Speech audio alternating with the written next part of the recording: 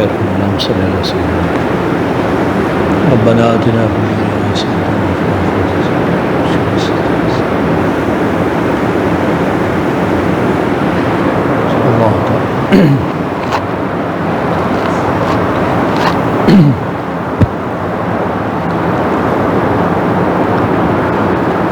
الحمد لله الحمد لله الحمد لله رب العالمين والعاقبة للمتقين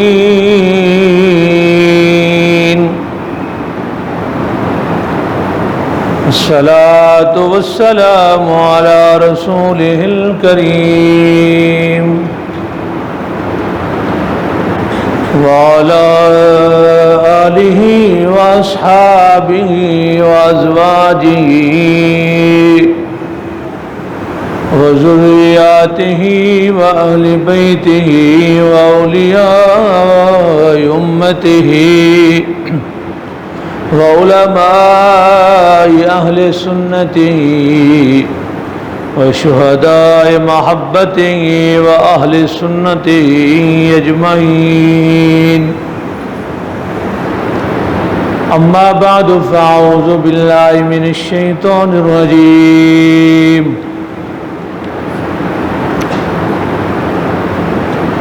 بسم الله الرحمن الرحيم. محمد رسول الله والذين معه أشداء على الكفار رحماء بينهم تراهم ركعا سجدا يبتغون فضلا من الله ورضوانا. صدق الله مولانا العظيم. إن الله وملائكته يصلون على النبي يا أيها الذين آمنوا صلوا عليه وسلموا تسليما. اللهم صل على سيدنا ومولانا محمد وعلى آل سيدنا ومولانا محمد وبارك وسلم. درود پاک بڑی محبت ذوق اور شوق سے مل کر پڑھ لیجئے. صلی اللہ علیہ یا رسول اللہ وسلم علیک یا حبیب اللہ. صلی اللہ رسول اللہ وسلم علیک یا حبیب اللہ.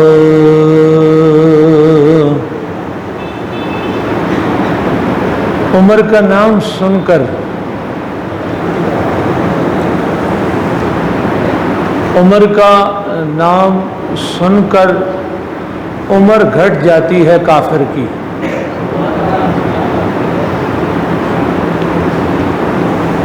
اردو کے الفاظ ہیں.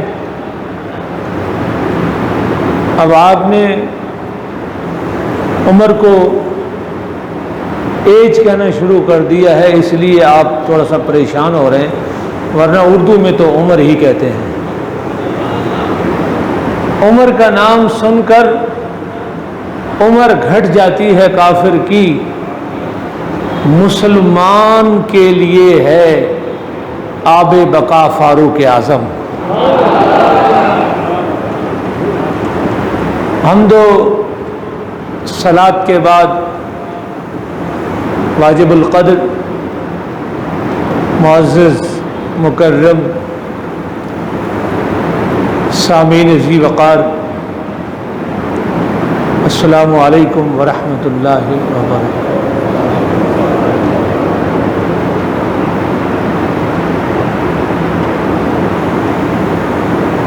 محرم الحرام کا بابرکت مہینہ سن 1445 ہجری شروع ہو چکا ہے۔ دعا ہے اللہ تعالی حضور کی آل کا صدقہ اور حضور کے اصحاب کا صدقہ سال نو کو مبارک فرمائے۔ یکم محرم الحرام امیر المومنین خلیفۃ المسلمین مراد قلب رسول شہید مسلح پیغمبر شوکت اسلام عزت اسلام ساکن مزار مصطفیٰ جناب سیدنا فاروق اعظم عمر بن خطاب رضی اللہ تعالی عنہ کا یوم شہادت۔ اللہ رب العالمین ان کے درجات کو بلند فرمائے اور ان کے طفیل اللہ ہماری مغفرت فرمائے۔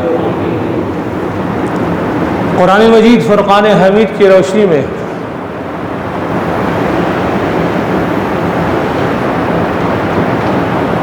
مناقب فاروق اعظم اور حدیث پاک کی روشنی میں آپ کی بارگاہ میں خراج عقیدت پیش کیے جائے گا۔ قرآن مجید فرقان حمید میں سورہ فتح 26ویں پارے میں حضور کے اصحاب کا ذکر فرمایا گیا۔ محمد الرسول اللہ صلی اللہ علیہ وسلم، محمد اللہ کے رسول ہیں، محمد اللہ کے رسول ہیں، محمد اللہ کے رسول ہیں۔ اس کا ترجمہ اعلیٰ حضرت نے قرآن مجید میں تو یہ فرمایا کہ محمد اللہ کے رسول ہیں، اور ہدایت کے بخشش میں فرمایا کہ تو زندہ ہے واللہ، تو زندہ ہے واللہ میری چشم عالم سے چھپ جانے والے۔ محمد اللہ کے رسول ہیں۔ والذین معہ اشداء علی الکفار رحماء بینہم، اور ان کے ساتھ والے کافروں پر بہت سخت ہیں۔ رحماء بینہم، آپس میں وہ بہت پیار کرتے ہیں۔ تراہم رکعا سجدا،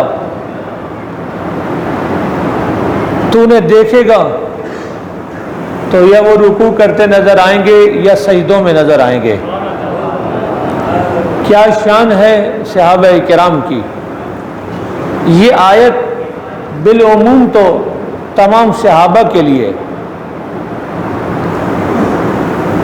لیکن تھوڑا سا اس کو جب کھولیں گے تو اس کے کچھ الفاظ بطور خاص خلفائے راشدین کے لیے ہے۔ یہاں تک تو آپ کو ترجمہ سمجھ آ گیا کہ محمد اللہ کے رسول ہیں۔ آگے فرمایا والذین معہ، اور جو ان کے ساتھ ہیں، یعنی محمد کا ساتھ ویسے تو سارے صحابہ ہیں، لیکن ایک بندہ ایسا ہے جسے حضور کا ساتھ بہت زیادہ نصیب ہوا ہے، اعلان نبوت سے پہلے بھی، اعلان نبوت کے بعد بھی، اور صرف اعلان نبوت کے بعد نہیں، بعد الوصال بھی۔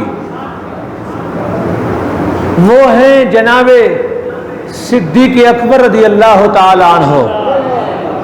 والذین معہ، جو آپ کے ساتھ ہیں، سارے صحابہ حضور کے ساتھ ہیں، لیکن جو ساتھ ابو بکر کا ہے، سبحان اللہ، ذرا زور سے کہیں ان کے ساتھ کی صرف ایک بات عرض کر کے آگے بڑھنا چاہتا ہوں کہ ان کا ساتھ کیسا ہے۔ آقا علیہ الصلوۃ والسلام کی ظاہری حیات مبارکہ 63 برس، اس میں آپ کا بچپن مبارک بھی، اور بچپن کے بعد پھر آپ کی یہ عمر مبارک۔ اچھا، یہ تو آپ اچھی طرح جانتے ہیں کہ اعلان نبوت کب ہوا؟ بولا کریں جب آپ کو بات یاد ہو، پتہ ہو، شرمایا نہیں کریں۔ آپ کی کون سا ویڈیو بن رہی ہے؟ آپ بول دیں، کوئی بات نہیں، غلط بول دیں، صحیح بول دیں ضرور۔ اعلان نبوت 40 سال کے بعد۔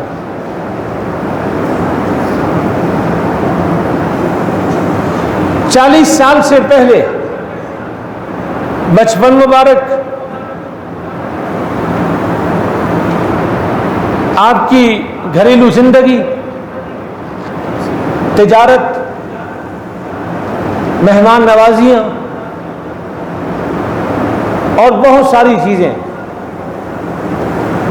احکام شریعت کی زندگی تو اعلان نبوت کے بعد ہے، اور وہ ہے ٹوٹل کتنے؟ اللہ آپ کے ذوق کو بھی سلامت رکھے، آپ کے شعور اور سمجھ کو بھی اللہ سلامت رکھے۔ جس توجہ کے ساتھ آپ سماعت فرما رہے ہیں، گفتگو کرنے کا لطف آ جاتا ہے جب سامعین پورے طور سے متوجہ ہوں۔ یہ والی زندگی تبلیغ دین کی کتنی ہے؟ 23 سال۔ آپ سوچیں آج کے اس دور میں کوئی آدمی،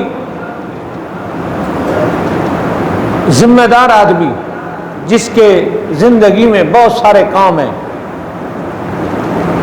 اس آدمی کے پاس بھی سر کھجانے کا ٹائم نہیں ہے، تو ذرا سوچیں تو صحیح کہ حضور کی زندگی کتنی مصروف ہوگی۔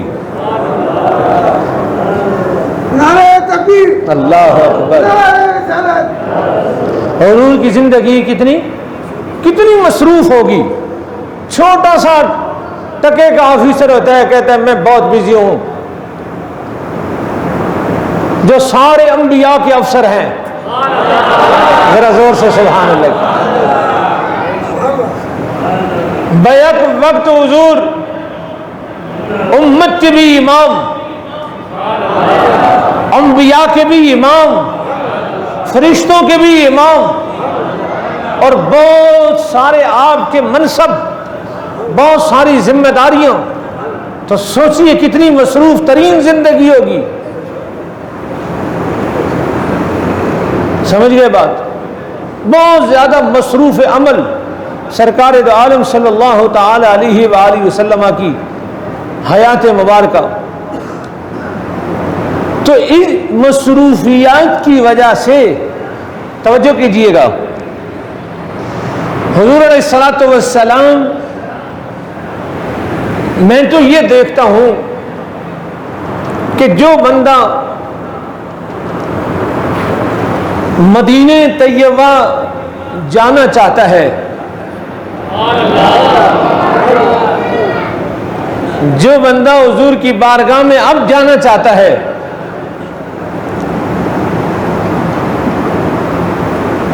دنیا کے سفر کر کے ایک دن مدینہ طیبہ سے واپسی پر جب میں آٹو بان روڈ پہنچا تو میں نے حضرت مولانا قاری آصف علی خان صاحب رحمۃ اللہ تعالی علیہ میرے ساتھ تھے اور میرے ساتھ عمرے پہ تشریف لے گئے تھے۔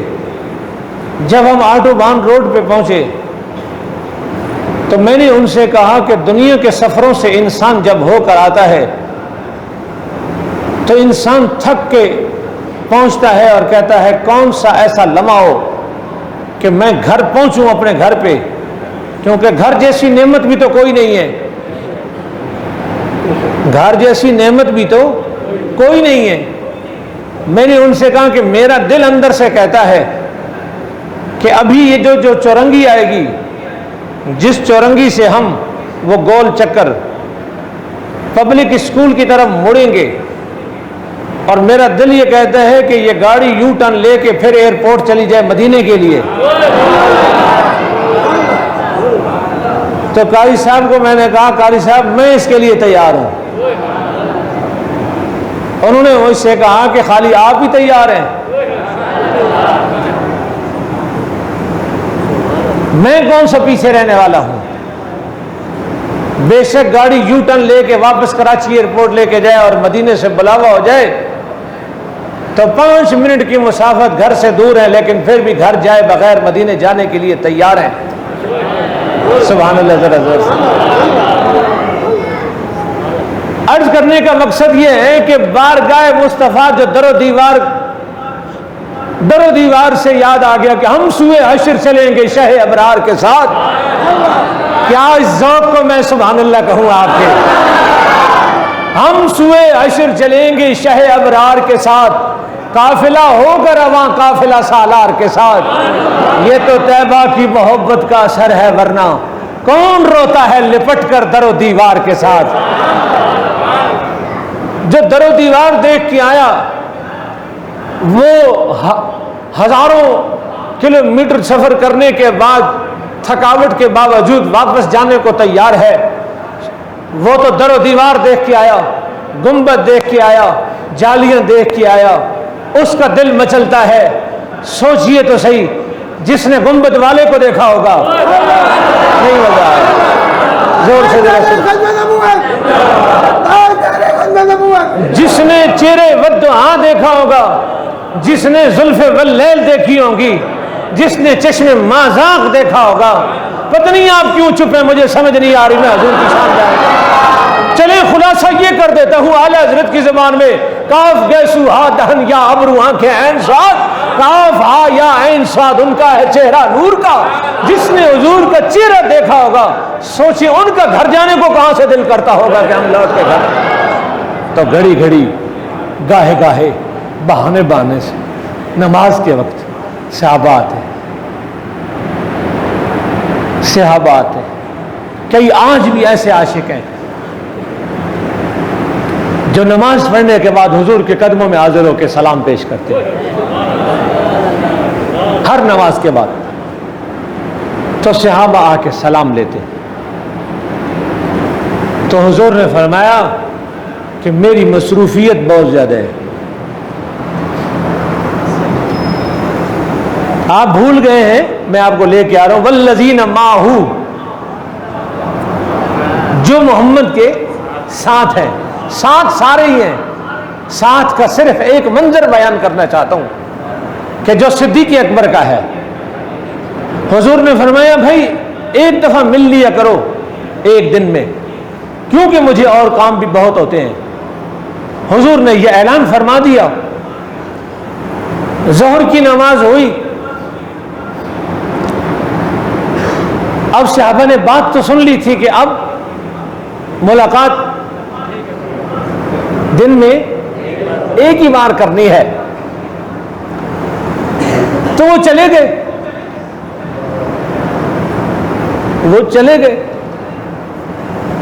حضور نے کسی سے پوچھا کہ ابو بکر نہیں آیا؟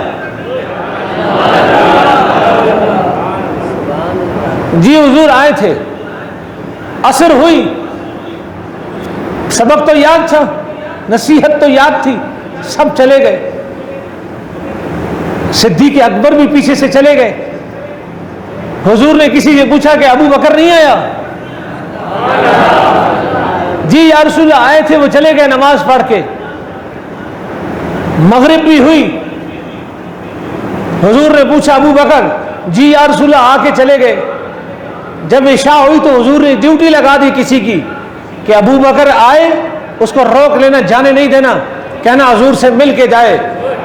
والذین معہ،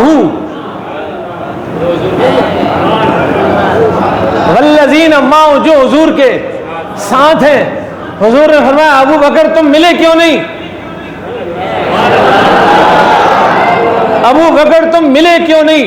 عرض کی کہ میرے آقا آپ نے تو فرمایا کہ دن میں ایک بار ملا کرو۔ حضور نے فرمایا ابو بکر یہ اعلان سب کے لیے ہے، لیکن تو 5 ٹائم مجھے مل کے جایا کر، ایسے نہ جایا۔ نعرہ تکبیر، اللہ اکبر۔ نعرہ رسالت۔ پھر اس کے بعد اشداء علی الکفار، کفار پہ بہت سخت ہیں، سارے صحابہ کفار کے لیے ننگی تلوار ہے، پر فاروق اعظم کے کیا کہنے ہیں؟ فاروق اعظم کی کیا شان ہے؟ میں عرض کروں کہ فاروق اعظم کتنے پسندیدہ ہیں حضور کے، اور اس سے بھی زیادہ رب کے، اس سے بھی زیادہ یہ بندہ اللہ کا پسندیدہ بہت ہے۔ کیسے؟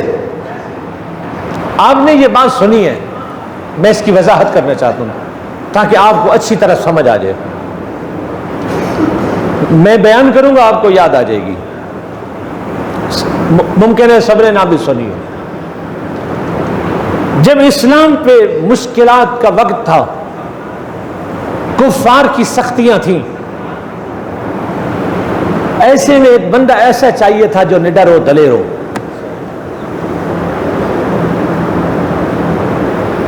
تو حضور نے ایک دعا کی، یا اللہ جناب عمر کے لیے کیا دعا کی کہ یہ بندہ مجھے دے۔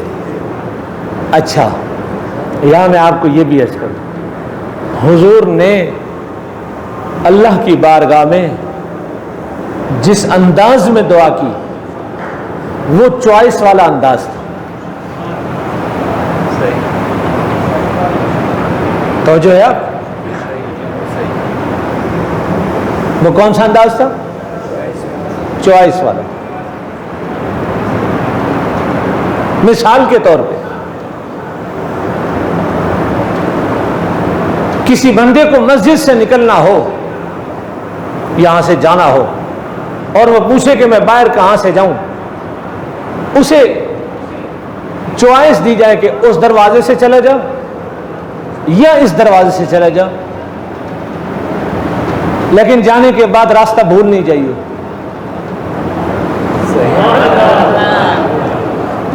دو انتخاب دے دیا آپ نے، وہ گزر گیا اس دروازے سے، معلوم یہ ہوا کہ دونوں آپشن تو اس کے پاس موجود تھے، لیکن اس کا انتخاب یہ دروازہ ٹھہرا۔ اس نے سہولت یہاں سے جانی، یا اسے یہ اچھا لگا، یہ جو بھی تھا اس نے اس کا انتخاب کیا، اس دروازے کا اس نے انتخاب نہیں کیا۔ یہ بات میں نے صرف اور صرف مثال کے لیے عرض کی تھی۔ اب اگر یہ مثال دل اور دماغ میں بیٹھ گئی ہو، اب حضور کی دعا سنیے۔ عرض کی اللہم اعز الاسلام بعمر بن الخطاب او بعمر بن الحشام، یا اللہ دو بندوں میں سے مجھے ایک دے دے، یا عمر بن خطاب دے دے یا عمر بن حشام دے دے۔ عمر بن حشام ابو جہل کا نام ہے، یہ اس کا لقب، اس کی جو بھی اس کی یہ ابو جہل اس کی جہالت کی وجہ سے عمر بن حشام اس کا نام ہے، وہ بھی مکے کا سردار تھا۔ حضور نے عرض کی ان دونوں میں سے مالک مجھے ایک دے دے، یعنی آپشن کے طور پہ سرکار نے دعا عرض کی۔ رب کائنات کے حضور، بہت توجہ چاہتے ہوئے آگے چلنا چاہتا ہوں، لیکن یہاں ایک بات اور بھی عرض کرنا چاہتا ہوں۔ یہ کریم آقا علیہ الصلوۃ والسلام کی دعا مانگنے کی یا مانگنے کی حکمتیں ہیں کہ عمر جیسا دلیر بندہ مانگ رہے ہیں، ایسے میں بہت سارے بے وقوف لوگ، بہت جلد باز لوگ کبھی منفی ذہن سے، جیسا کہ میں نے پچھلے جمعے بھی عرض کیا تھا کہ نیگیٹو ذہن سے مت سوچا کرو، کبھی منفی ذہن مت لڑایا کرو، حضور کی عظمت اور شان کے بارے میں مثبت سوچا کرو۔ جانے کیا حکمت ہوگی، یہ حضور ہی جانتے ہیں لیکن کبھی ایک لمحے کے لیے یہ مت سوچئے گا کہ معاذ اللہ حضور کوئی کمزور تھے یا آپ کوئی بہت زیادہ خدا نہ خواستہ کوئی آپ بزدل تھے. ایسا ہرگز نہیں ہے. حضور فرماتے ہیں کہ رب کا میں دو حضور کے روب اور دبدبے کی دو باتیں عرض کرنا چاہتا ہوں. اس کو میں صرف ٹچ کرتے ہوئے آگے چل رہا ہوں. کریم آقا علیہ الصلوۃ والسلام کے علم پر شک ہوتا تھا اور شک کرتے تھے لوگ. ایک دن آپ برسر منبر جلوہ افروز ہو گئے اور کھڑے ہو کے فرمایا سلونی ما شئتم، پوچھو قیامت تک جو کچھ مجھ سے پوچھنا چاہتے ہو میں تمہیں بتانے کے لیے تیار ہوں. ٹھنڈا بولیں ذرا بلند آواز سے سبحان اللہ. حضور نے فرمایا سلونی ما شئتم، جو تم چاہتے ہو مجھ سے پوچھو، جو تم چاہتے ہو مجھ سے پوچھو. حضور جلال میں ہے اور جناب فاروق اعظم جیسے اور بڑے بڑے جلیل القدر لوگ آگے بیٹھے ہوئے ہیں اور صحابہ یوں تھر تھر کانپ رہے ہیں. اور پھر حضور کا جب جاؤ جلال بڑھنے لگا تو فاروق اعظم جیسا جسے مانگ کے لیے جاتا ہے، جس کی بہادری کے قصے مشہور ہیں، فاروق اعظم حضور کی بارگاہ میں ہاتھ جوڑ کے رو کے کہتے ہیں، حضور کے قدموں پہ ہاتھ رکھ کے کہتے ہیں رضیت باللہ ربن وبالاسلام دینا وبمحمد صلی اللہ علیہ وسلم نبیا. یا رسول اللہ ہم اللہ کے رب ہونے پہ، اسلام کے دین ہونے پہ اور محمد کے نبی ہونے پہ راضی ہیں.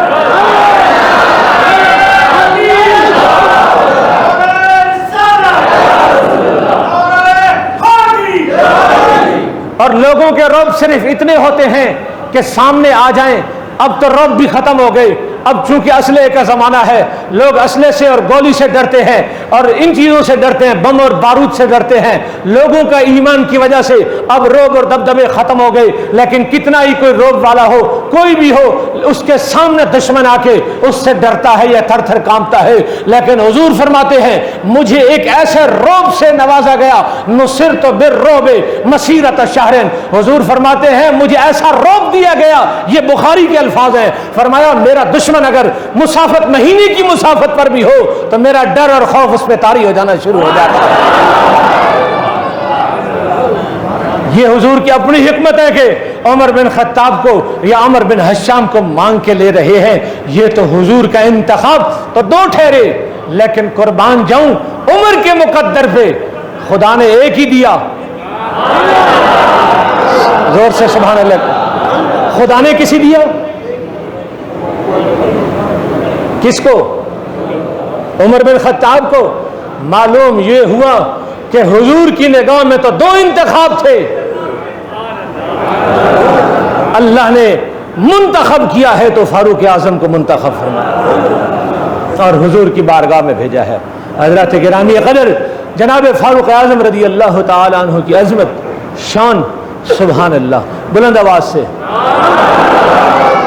جس دن آپ ایمان لے کے آئے جبریل نے آ کے حضور کو بتایا. حضور بڑے خوش تھے. آئے ہائے، عمر کے ایمان لانے پہ حضور بڑے راضی.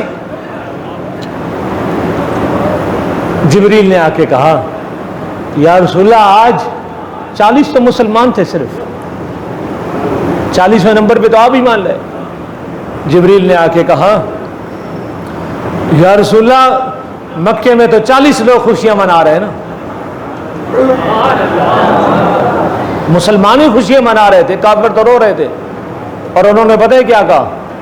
کافروں نے کہا 40 لوگ تھے ادھر ہزاروں لاکھوں لوگ. انہوں نے کہا آج قومیں آدھی آدھی ہو گئی ہیں. کیا ہو گئی ہیں؟ کیا مطلب؟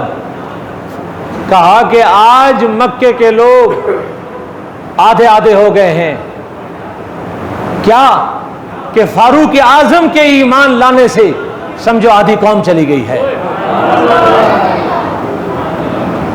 تو جبریل نے آ کے عرض کی کہ آقا صرف یہی خوشیاں نہیں، آسمانوں پہ بھی عمر کے آنے سے خوشیاں منائی جا رہی ہیں کہ آج عمر ایمان لے کے آیا ہے.